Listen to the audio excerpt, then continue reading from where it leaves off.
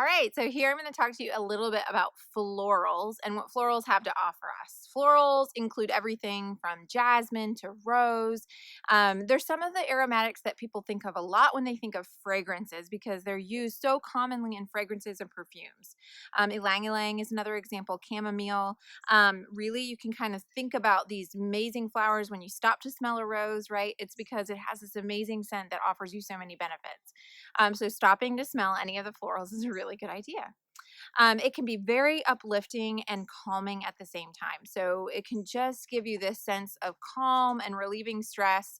And it's a really powerful tool to use, not just on a mood level, but also on a physical level as well, because it actually calms your body. One of the first lines of defense when we have kids that are ill or when we're feeling ill is to use lavender. Lavender is a flower, right? And it has an amazing calming effect.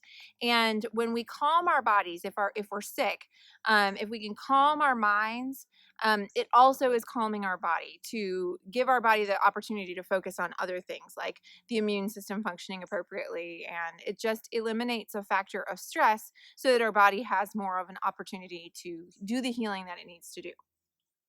So we love them for their stress relief opportunities.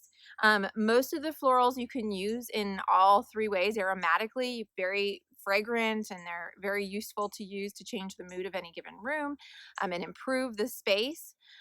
Also, you can use them topically.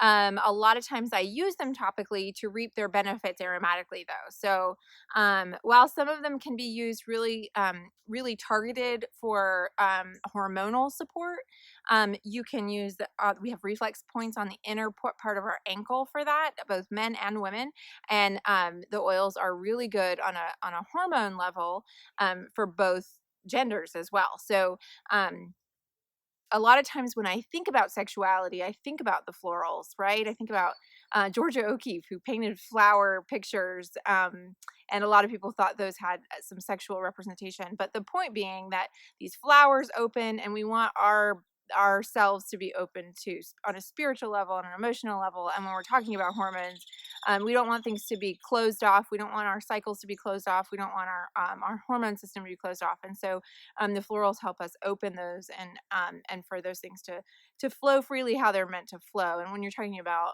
a blend that we carry called Passion has a lot of florals in it because of that. It helps increase the floral side of life, the passionate side of life.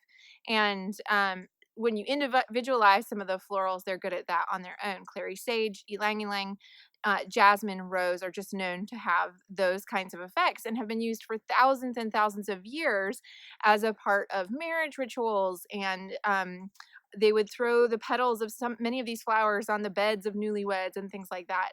So for fertility and all of those reasons, right? But we can incorporate them in our daily lives to help with those feelings. The other thing is they're also natural analgesics. They are relaxants.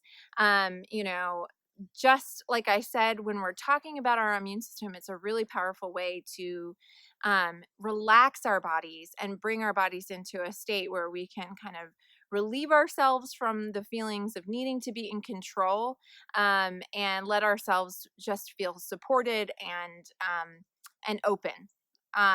So we love our florals. I actually don't love florals so much on their own a lot of times, although magnolia has proven to be a new favorite of mine.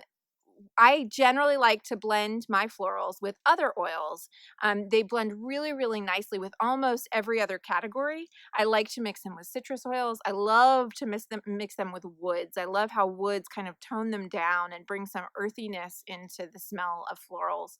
And kind of balances out what the florals have to offer. And if I think about going for a nice walk in the woods, I think about the flowers that are blooming, the wildflowers, and then the woods as well. And I just really love that combination, and it feels very comfortable to me. But yeah, the florals are amazing, and getting familiar with what they have to offer, things like natural antihistamine benefits, natural anti-inflammatory benefits, antispasmodic benefits. There's lots of things the florals have to offer us. So including them in our repertoire and understanding what they bring to the table is a really key element when it comes to mixing, concocting, and understanding our oils as best we can. Anyway, so pull out a floral oil, share below what is your favorite floral oil. I'm curious to know. Mine is magnolia. Maybe yours is lavender. Maybe it's jasmine. Maybe it's something a little bit more off the wall. I would love to hear. All right, have a good one.